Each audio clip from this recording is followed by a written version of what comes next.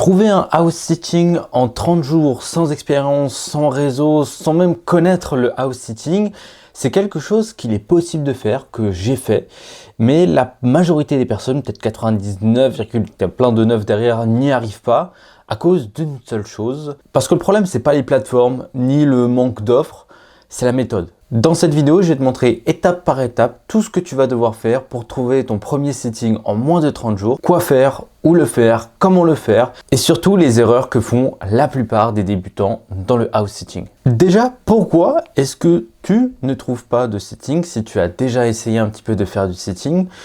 Déjà, il y a la mauvaise compréhension un petit peu du jeu. Vois ça comme un jeu, le sitting, c'est super sympa à faire, c'est facile à faire, mais toi, tu penses que le sitting, c'est voyager gratuitement, c'est-à-dire aller chez les gens, s'occuper de leur maison ou s'occuper de leurs animaux et d'en s'occuper avec de grands guillemets et voilà. Et toi derrière ça te permet de voyager gratuitement et tout. Mais non, en fait c'est pas ça. En fait les propriétaires quand ils ont besoin de toi, quand ils ont le premier contact, ils pensent responsabilité, sécurité, bien-être pour mes animaux ou ma maison. Eux, ils ne pensent pas à t'offrir des vacances gratuitement. Ils pensent juste au fait de te confier leurs animaux pour qu'ils puissent partir eux en vacances et profiter sans se prendre la tête, sans se demander si tout va bien. Tu peux aussi mal te vendre. Alors, je te demande pas d'être un vendeur de baskets ou de voitures et tout. Bien se vendre, c'est quelque chose qu'on va voir tout à l'heure, mais c'est simplement changer la façon dont tu vas te présenter.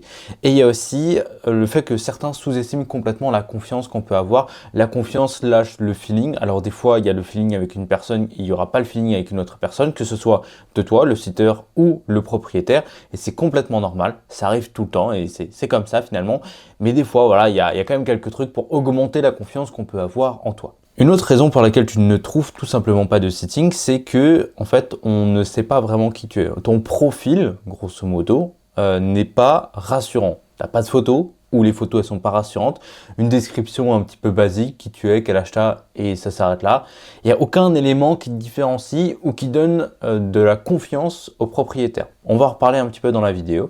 Et derrière erreur, c'est la mauvaise approche des messages copier-coller finalement, des trucs trop longs, alors mormoilenos, des trucs super chiants et tout, et des trucs qui sont pas personnalisés aussi. Parce que ça c'est dommage, c'est un truc, la personne envoie le même message à 35 000 personnes, bon au bout d'un moment ça commence à se sentir. L'étape numéro 1, voilà, maintenant on commence un petit peu les étapes pour trouver un bon sitting, ça va être de créer un profil qui rassure immédiatement. C'est pas dans les premières discussions, dans les premières minutes que tu dois rassurer, c'est avant même qu'on te parle, juste en regardant ton profil, qu'on soit rassuré, qu'on se dise cette personne-là, je peux lui confier ma maison, mes animaux, ce n'est pas un problème et je sais que ça va bien se passer. Comment on fait? Avec les photos. Ça, c'est hyper important. Des belles photos de toi, des photos où tu souris, des photos, pas de groupe, etc. Il faut qu'on sache que c'est toi, mais des photos où on sent que tu inspires la confiance, tout simplement. Un énorme point supplémentaire si tu fais des photos avec des animaux et surtout plein d'animaux différents. Moi, dès que je fais un sitting, je me prends en photo, je prends en photo l'animal et tout, et je me fais plaisir, tu vois. J'essaie d'avoir cette relation avec lui et de le transmettre dans la photo. Alors, je te demande pas de faire un studio photo et de faire des shootings à chaque fois que tu vas dans un sitting pour prouver des trucs, mais voilà, simplement, naturellement, être avec les animaux. Moi, il y a mon chat là qui dort dans le panier qui est juste à côté de mon bureau, c'est absolument trop mignon. Je prends plein de photos avec lui ou d'elle quand elle dort et tout. Du coup, ces photos-là, je peux les utiliser.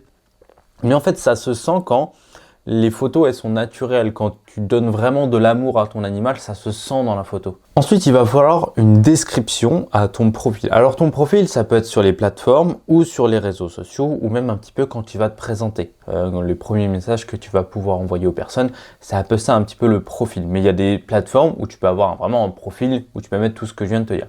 Ensuite, la description, qui tu es. Ce que tu fais, etc., que ce soit ton âge, est-ce que tu es à deux, il y en a qui sont, quand ils sont en couple, ils préfèrent le mettre parce que il y a des gens qui préfèrent un sitting avec des femmes plutôt que des hommes parce que voilà, on a plus confiance aux femmes pour s'occuper des animaux que des hommes, c'est quelque chose qui existe, mais voilà, en tout cas tu peux le mettre, est-ce que tu es en couple, est-ce que tu es célibataire, non, on ne le met pas, mais en tout cas en couple tu peux le mettre, qui tu es, un petit peu ta personnalité, ce que tu aimes faire un petit peu comme sport et tout. Pourquoi tu fais du house sitting? C'est hyper important. Alors, n'essaye pas de mentir en disant « ouais, je veux juste m'occuper des animaux, etc. » On sait très bien que c'est pour voyager à très moindre coût finalement. Et du coup, il faut le dire. Moi, en fait, je fais du house sitting parce que de un, j'ai envie de voyager et de parcourir le monde, de faire des rencontres, et j'aime aussi les animaux, donc autant lier l'utile à l'agréable et en faisant des trucs comme ça, tu vois. Il faut dire la vérité tout de suite, sinon ça sert à rien, c'est la base de la relation de confiance, tu vois. Eux, ils savent très bien que c'est un échange gagnant-gagnant, toi, tu le sais très bien, donc autant le mentionner directement. Et ensuite, il faut vraiment expliquer ton rapport aux animaux. Est-ce que tu as des animaux? Quel type d'animaux est-ce que tu préfères? Quelles habitudes tu préfères avoir? Il y a des trucs qui sont hyper intéressants aussi, c'est qu'on te demande tout simplement ton travail. Le travail que tu as, ou en tout cas les activités que tu vas avoir là-bas. Si par exemple tu pars en montagne et en fait tu vas être toute la journée dehors et jamais aux côtés des animaux à t'occuper de la maison et tout, ça va pas le faire, tu vois. Alors que moi, par exemple, je leur ai expliqué, bah moi je travaille généralement 4 à 6 heures par jour depuis chez moi. Donc je suis, comment on appelle ça? Auto-entrepreneur, en freelance, digital nomade. Et du coup, bah, je peux faire depuis chez vous, c'est pas du tout un souci. Donc à ce moment-là, je vais pouvoir m'occuper de vos animaux. Et à côté, bah, j'aimerais bien découvrir un petit peu le coin, le monde et tout, mais pas m'absenter plus de 6 heures, ça c'est trop.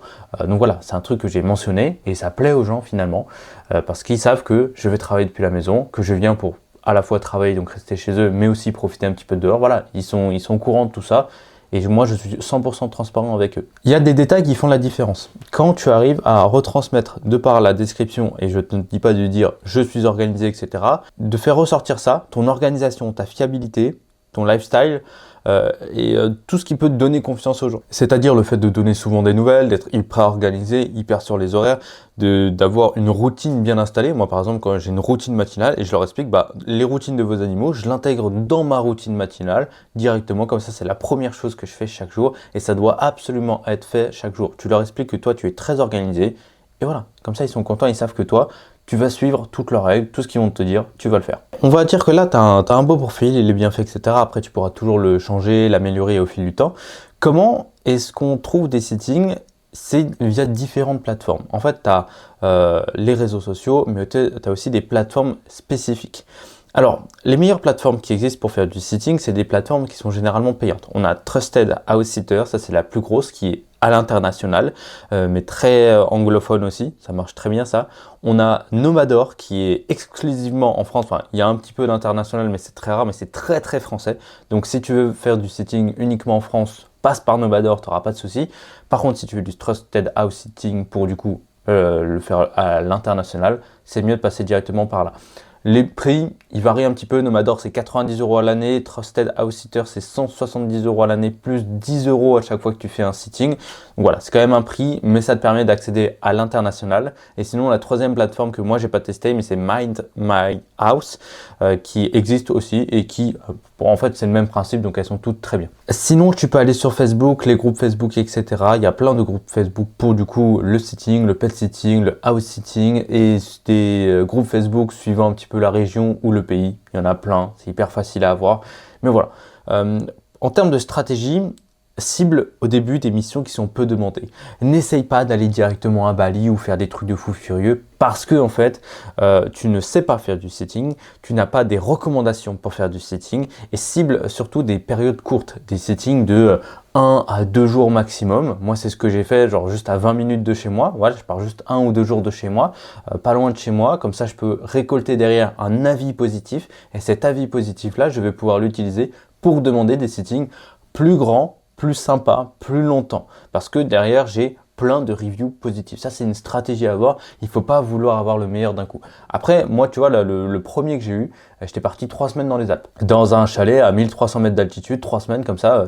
Mon premier setting comme ça. Bah, après, je les ai sélectionnés et tout, mais j'avais accès à une centaine de settings sans problème. Et j'ai juste choisi celui qui me plaisait le plus, avec derrière 2 petits chats absolument adorables. Donc voilà. Tu peux quand même tout avoir, mais ne cherche pas à avoir Bali, etc.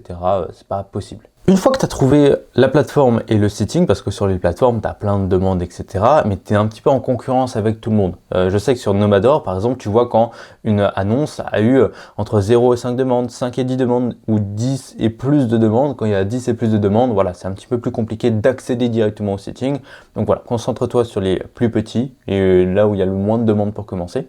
Et on va devoir envoyer un message pour expliquer qui tu es, créer cette relation, cette confiance et se faire accepter pour du sitting. Il y en a, le premier sitter, ils acceptent parce que il y a peut-être pas grand monde qui va chez eux et tout, ou des fois ils sont pressés, ils ont besoin vraiment du sitting pour le lendemain ou ou d'être sûr que voilà, il y aura un sitter, donc ils prennent le premier qui vienne et voilà, ils se prennent pas la tête. Mais il y en a où tu vas rentrer un petit peu ce que j'appelle en concurrence avec les autres, mais simplement les propriétaires ils vont faire leur choix. Des fois c'est simplement à la tête que ça se fait, c'est au physique, au faciès, c'est comme ça, mais c'est aussi ça la confiance qu'on peut avoir aux gens. Donc il faut quand même créer un bon profil et aussi un bon message. Dans un bon message, en fait, essaye pas de faire un truc trop long, trop compliqué et tout.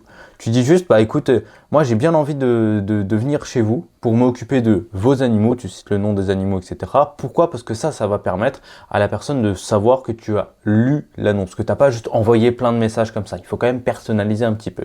Tu peux leur dire que par exemple, s'il y a une piscine à s'occuper, tu dis, bah écoute, moi je me suis déjà occupé d'une piscine. Si tu t'es pas occupé d'une piscine, tu dis, bah écoutez, moi j'ai juste besoin de savoir comment on s'occupe d'une piscine. Il faudra juste me dire, mais ça n'a pas l'air extrêmement compliqué. Mais voilà, il faut quand même être un petit peu pointilleux dans les détails. Après, s'ils sont intéressés par toi, ils vont directement aller sur ton profil et c'est pour ça qu'ils font déjà le remplir.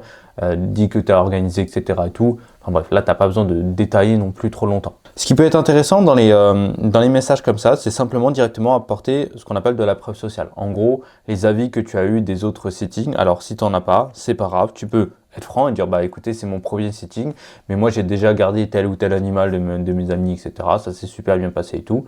Tu joues franc jeu, évidemment, et au début, bah, tu auras peut-être, si tu es en concurrence avec des personnes qui ont des avis et tout, peut-être qu'on va préférer avoir des avis. Peut-être, c'est pas sûr. Mais en tout cas, il faut être à chaque fois hyper franc, toujours dire la vérité. Si on te pose une question, genre est-ce que tu as déjà fait du setting, tu n'en as pas fait, tu dis que tu n'en as pas fait, mais que tu as envie d'essayer, et que si ça dérange la personne, bah, c'est pas grave qu'elle te le dise, tu vois. Ce que je fais toujours dans mes messages, c'est qu'à la fin, je les propose tout simplement de m'appeler. Je laisse mon numéro directement, comme ça, la personne, c'est genre, voilà, t'as mon numéro, si t'as besoin de m'appeler, tu m'appelles. Et même si tu me choisis pas pour cette occasion-là, tu auras quand même mon numéro de téléphone. Au cas où, un jour, tu aurais besoin d'un sitter, bah, tu m'appelles, t'as mon numéro, tu m'appelles et on pourra directement discuter ensemble. Et pourquoi pas aller créer cette relation. Moi, quand j'ai fait mon sitting, mon premier sitting, j'ai dit, c'était 3 mois avant, j'ai dit, bah écoute, ça vous dit, on fait un appel FaceTime et tout. Donc on s'est appelé au téléphone, on a vu un petit peu qui on était, on a présenté notre chat, elle a présenté ses chats, et du coup elle nous a fait un petit tour de l'appartement, elle nous a dit ce qu'il y avait à faire, etc. Et on a répondu à toutes ses questions, elle a répondu à toutes nos questions et tout. Mais ça, on va en reparler un petit peu plus tard de l'appel, un petit peu de découverte, de qu'est-ce qu'il faut faire, quelles questions il faut poser et tout, parce que c'est là où directement la personne, elle sent que tu es sérieux, que tu es hyper intéressé, que voilà, tu es organisé, tu prends des notes, essaie de t'intéresser à la maison, aux responsabilités que tu vas avoir. Donc à la maison, tu poses des questions par rapport, je sais pas, à l'alarme, tout simplement au frigo, est-ce qu'il faut le débrancher, est-ce qu'il faut faire des trucs spécifiques, tu vois, par rapport aux habitudes des animaux. Ça, c'est méga important parce que il y en a beaucoup trop qui oublient qu'à la base, c'est des animaux dont on doit s'occuper. Et que ces animaux-là, en fait, ils ont des habitudes et il faut absolument les respecter pour qu'ils se sentent tout simplement chez eux. Alors, si tu veux vraiment avoir un sitting, une des techniques, c'est tout simplement d'activer les notifications, que ce soit sur les groupes Facebook ou Nomador, Trusted House Sitting. Tu peux activer des notifications pour toutes les nouvelles annonces qui arrivent, un petit peu comme sur Le Bon Coin, et d'envoyer directement un message, mais encore une fois, un message personnalisé, parce que sinon, ça va pas le faire. Fais ça de manière régulière parce qu'il peut se passer en fait tout simplement une semaine ou deux sans que tu aies vraiment un sitting intéressant ou d'être accepté dans un sitting. Ça va dépendre un petit peu des zones dans lesquelles tu es.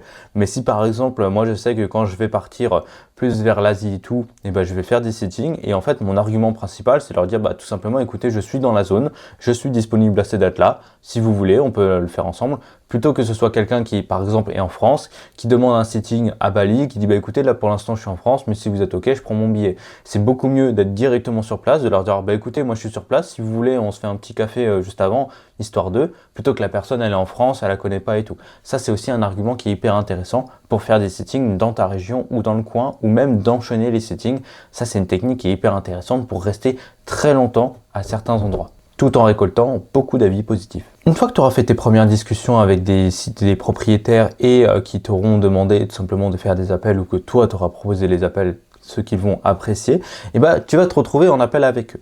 Dans ces appels-là, encore une fois, tu dois montrer patte blanche. Aussi, premièrement, patte blanche, pas celle des chats, hein, patte blanche.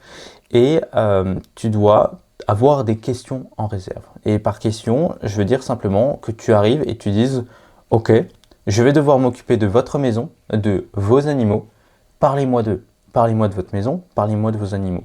Déjà, pas qu'est-ce qu'il y a à faire autour, qu'est-ce qu'on peut faire en tant que voyage, comme activité touristique. Non, non, ça, c'est pas les premières choses. Tu verras ça sur place ou tu regarderas ça de ton côté ou tu iras sur l'agence de tourisme sur place. On s'en fout de ça. Parlez-moi de votre maison. Est-ce qu'il y a des choses dont je dois m'occuper à ce moment-là? Rentrer du bois, couper des trucs, m'occuper des plantes. Parlez-moi de vos animaux. Qui sont-ils? Est-ce qu'ils sont craintifs? Est-ce qu'ils aiment les guilis, les câlins? Quand est-ce qu'ils aiment les câlins? Quelles sont leurs habitudes? Combien de fois ils mangent dans la journée? Quelles sont les doses qu'ils doivent manger? Est-ce qu'ils ont des peurs particulières? Peur d'un sac poubelle? Peur de, je sais pas, d'un jouet? Est-ce qu'ils ont des trucs favoris? Est-ce qu'ils ont de la nourriture préférée, des friandises? Est-ce qu'ils aiment bien jouer? Et si oui, avec quel jeu? Plein de trucs comme ça, tu vois. Est-ce que pour les chiens, leur balade préférée, est-ce que vous pourriez me montrer le jour même quand j'arrive, c'est quoi sa balade préférée et tout.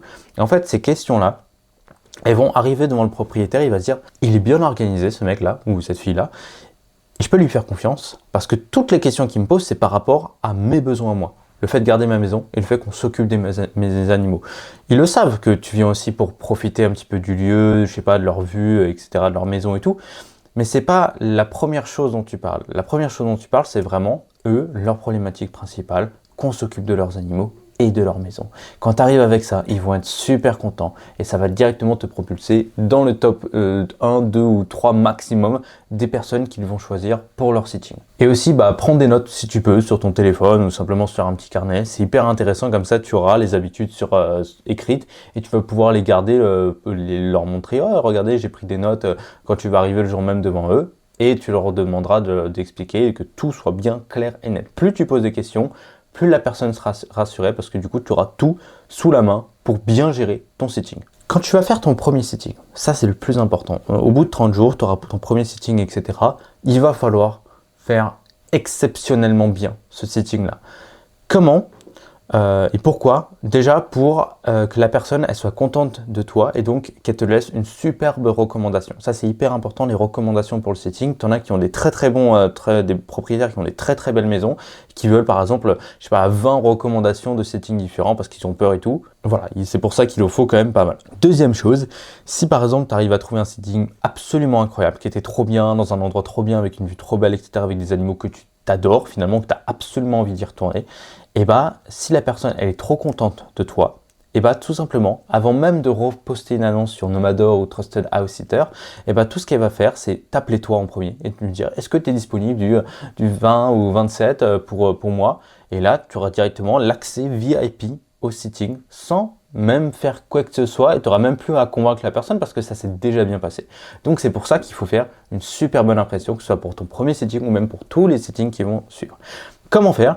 Faire plus que prévu. Plus de communication, tu peux envoyer plein de nouvelles des animaux. Alors, généralement, 1 à 2 fois par jour, ça suffit largement. Tous les jours, toutes les heures, ça sert un petit peu à rien. Mais voilà, en tout cas, demande aussi sur quel canal ils aiment communiquer. Est-ce qu'ils préfèrent recevoir des photos de leurs animaux, je sais pas, sur Instagram, sur WhatsApp, en message. Comme ça, eux, ça leur change pas du tout de leurs habitudes. Et toi, tu t'adaptes à eux, ça leur fait plaisir et tout. Donc ça, c'est déjà un super point. T'envoies des photos régulièrement, des nouvelles. Voilà, votre chat, il a bien mangé. Voilà, votre chat, il s'est promené. Oh, voilà, regardez, c'est trop mignon, il fait ça, votre chat et tout. Voilà, t'envoies des nouvelles de temps en temps, de manière régulière. Tu peux aussi voir un calendrier avec le propriétaire de la maison ou de l'appartement. Ça peut très bien marcher, ça, finalement. Il peut te dire, écoutez, moi, tous les soirs, au moins, je veux une nouvelle. Et voilà, t'en envoies un petit peu le matin, un petit peu le soir. Voilà, comme ça, la personne, elle en a plein. Elle est super contente. Ensuite, pour obtenir un avis, parce que c'est pas uniquement parce qu'en faisant ça et que le setting se passe bien que tu vas obtenir obligatoirement un avis. Il faut le demander. C'est important de dire, écoutez, moi ça m'a vraiment fait plaisir, j'ai l'impression que ça vous a vraiment fait plaisir et que tout s'est bien passé pendant le setting. Dites-moi les trucs pour lesquels je pourrais m'améliorer et tout. Elle peut te faire aussi un retour par rapport à ça. Mais surtout, tu demandes un avis, tu dis, écoutez, moi j'ai besoin d'avis positifs, est-ce que ça vous dérange pas si j'en laisse un, si vous m'en laissez un sur la plateforme de ton choix, évidemment. Et du coup, la personne, elle va dire oui, si elle est contente et tout, elle va te laisser un avis. Généralement, elle va dire ouais, ça s'est super bien passé, je recommande, blablabla. Enfin, c'est très rare que la personne ne laisse pas d'avis. Si tu ne demandes pas, elle va pas dire non, j'ai pas envie. Donc voilà, il faut avoir le courage de demander. Et en fait, plus tu vas avoir des avis positifs, plus tu vas avoir des sittings à force. Il y a même des gens qui se font contacter directement sur Trusted House Sitting, voire Nomador, tu as des profils avec toutes les bonnes reviews que tu as eues, et la personne, le propriétaire, il a juste à cliquer sur ton profil pour t'envoyer un message, sans même que toi tu lui envoies un message. Tu vois, donc plus tu as d'avis positifs, plus tu vas avoir de settings. Mais pour ça, il faut commencer petit. Il faut commencer maintenant. Là maintenant, tu as toutes les étapes pour décrocher ton premier setting dans les 30 prochains jours. Mais ce que je t'ai montré là dans cette vidéo, c'est uniquement la surface. Il n'y a pas les messages spécifiques, il n'y a pas les plateformes, je te montre pas comment c'est, etc. Parce que ça durait trop longtemps de faire ça. C'est pour ça que j'ai réuni tout ce que je savais sur le house setting, de comment obtenir ses premiers settings, comment bien gérer ses profils, quelle plateforme utiliser, comment utiliser ces plateformes, comment ça se passe un appel avec du coup les propriétaires, comment se passe un setting en vrai, que ce soit le départ, le milieu, enfin pendant le setting, voire même au retour des propriétaires pour leur faire une petite surprise et qu'ils soient hyper contents et que derrière ils te laissent une review, pour avoir une review et ensuite pour avoir encore plus de settings et surtout des super settings. Je t'ai réuni tout ça dans plein de vidéos différentes, c'est dans un cours complet, il est dans la description si ça t'intéresse. C'est un cours qui est satisfait ou remboursé. Si tu n'arrives pas à choper ton premier setting dans les 90 prochains jours, je te rembourse sans te poser de questions, ou même je le fais pour toi. Je te trouve ton premier setting sans problème. En fait, c'est ultra rentable pour toi parce que si tu trouves un setting, moi par exemple, le premier que j'ai trouvé 3 semaines dans les Alpes, je peux te dire que ça m'aurait coûté entre 3 et 5 000 euros de location. Je l'ai eu complètement gratuitement. Certes, tu achètes ce cours, mais tu es remboursé soit si ça marche pas, soit directement avec un premier setting. En une nuit, ça rembourse le setting sans problème. C'est ça qui est vraiment hyper intéressant. Mais voilà, ce qu'il te faut, c'est la méthode. C'est une méthode qui va te permettre de trouver ton setting plus rapidement, plus facilement et d'accéder à des settings limite luxueux, tu vois, avec des vues de fou furieux, des piscines, des trucs que tu n'aurais jamais pu avoir, même en payant 2 ou 3 000 euros la semaine derrière. Donc voilà, si tu es intéressé, ça se passe dans la description. Si tu as la moindre question sur ce cours-là, pose-la moi en commentaire ou directement envoie-moi un mail. Moi, je te fais de gros bisous. On se retrouve tout de suite de l'autre côté pour les vrais sitters. À très vite.